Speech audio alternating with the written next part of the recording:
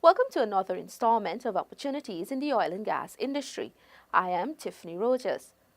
2 years after Guyana struck black gold, ExxonMobil announced it will invest US $4.4 billion in the first phase development of the Liza field, which is located in the Stabroek Block offshore Guyana. Since making its financial investment decision, the oil giant has also decided to move its onshore logistics and warehousing base from Trinidad to Guyana. Guyana Shore Base Inc. will operate this facility out of the Munishwar's Wharf in Houston on the east bank of Demerara, and the local company is aiming for 100% local content when it becomes fully operational in March 2018. Executive Director of Munishwars Limited, Robin Munishwar, said the Houston Wharf was initially acquired to expand the shipping company's operations. We had really outgrown our facility at Water Street, and we saw no way for us to progress any further unless we had physical space. And this to us was an ideal opportunity. It was the biggest chunk of waterfront land in the greater Georgetown area, and probably the last big chunk that was readily available. The plan was for it to be a containerized port in Georgetown, a modern containerized port with mobile harbor cranes, gantry cranes, etc. At the time, we really had no intention of doing any oil and gas work. But as circumstances would dictate, that became a pressing need. When ExxonMobil invited bids for companies to operate its onshore base, Munishwars Limited aligned with consortium partners Pacific Rim Constructors, Total Tech Oilfield Services, and LED Offshore to create Guyana Shore Base Inc., GYSBI. And we realized there wasn't anywhere for companies to operate in a significant manner. So we proceeded then to invest in this facility, and with that intention in mind. So, we were fortuitous in the sense of having this property at that particular time. The Houston Munishwars Port facility is currently being adapted to serve as the onshore logistics and supply hub for Exxon's offshore operations. A little bit on the layout here, pipe yard under development, greenfield area under development as well now. Cargo terminal area, storage area. That was the original plan when Robin Munishwar, with the vision and everything else, looked at setting up a facility here. There was a vision to set up that and establish this as a cargo terminal to relieve the existing pressures in the Georgetown Water Street area. Significant development of the berth. This was back in February. We've since then extended the berth to having a second jetty. So now there's an access road in and an access roads out. Just to give you an idea of kind of the functions that we will have operating, and the functions we'll be supporting in a shore base. Everything from customs clearance, a pipe yard area. Customs clearance, of course, is going to be in the main office. Anything that goes in and out will be, controlled, bonded, etc. The technical services, port facilities to operate this port, scheduling vessels coming in and out. There'll be a lot of vessels coming in and out of the facility. And the accommodation, potentially if we have people running 24-hour operations, there may be some accommodation on site, but accommodation for catering, accommodation for offices, etc.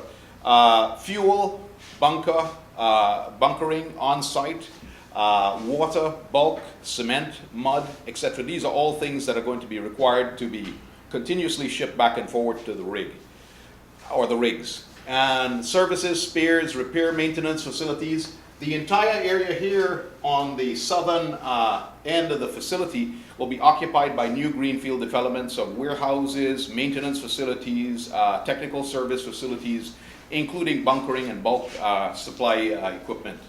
And then, of course, vessel support, emergency response equipment as well, spill response equipment, etc. will be situated on the shore base for rapid response wherever needed. Part owner of Guyana Shore Base Inc., Lars Mangle, noted that this development phase is already employing local Guyanese. We estimate that we are at least going to be hiring 100 people directly on the site, but probably creating a number of other jobs with supporting companies and the service companies that will be co-locating with us, amounting to around 200 or 300 jobs indirectly with those associated partners working through the shore base. So quite a significant development on an accelerated development path because it's a schedule-driven project, and we have to have this facility operational by the latest 1st of March 2018. Is a lot of the services here today are being done out of Trinidad. So the great thing is a lot of these services will now start and operate from Guyana, and as quickly as we can get the facility ready, Minister, it means that we are creating jobs and industry in Guyana. Guyana Shore Base Inc.'s aim is to ensure that there is 100% local content in the operation of the onshore base. The staffing requirements in the initial phase are like about 100 people, and out of the 100, I think 4 or 5 will be non-Guyanese. And each of those will have a contract that's 3 years and will stipulate that they train locals at the end of the 3 years so they can be phased out.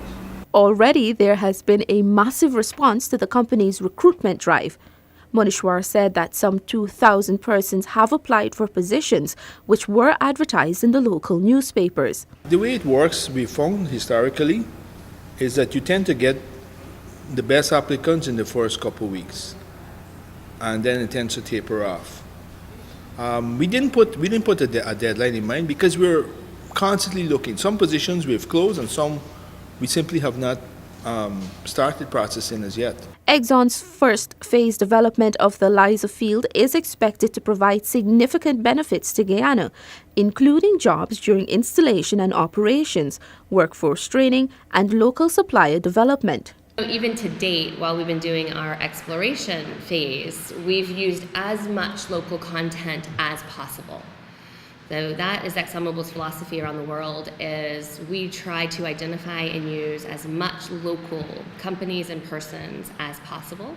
So we've been doing that to date. Now, as we transition from exploration to development, which is the phase 1 development project, the announcement, we're going to look long term, because now we're talking development and ultimately production, and that's a decade-long operation.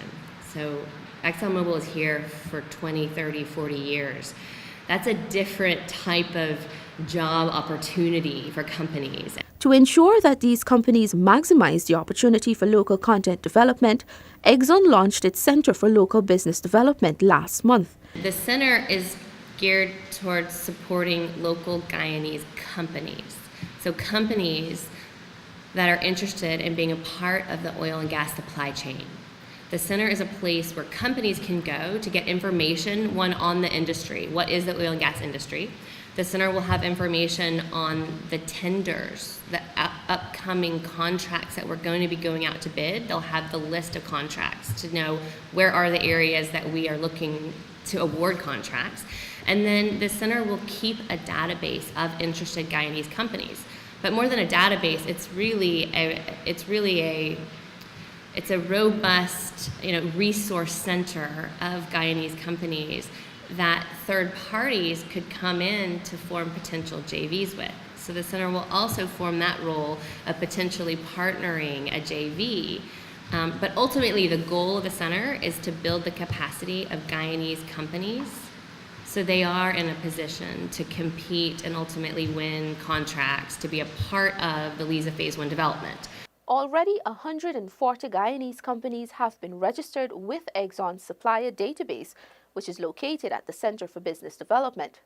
The center is located on South Road in Georgetown and provides training and information for opportunities in the oil and gas industry. Thank you for watching.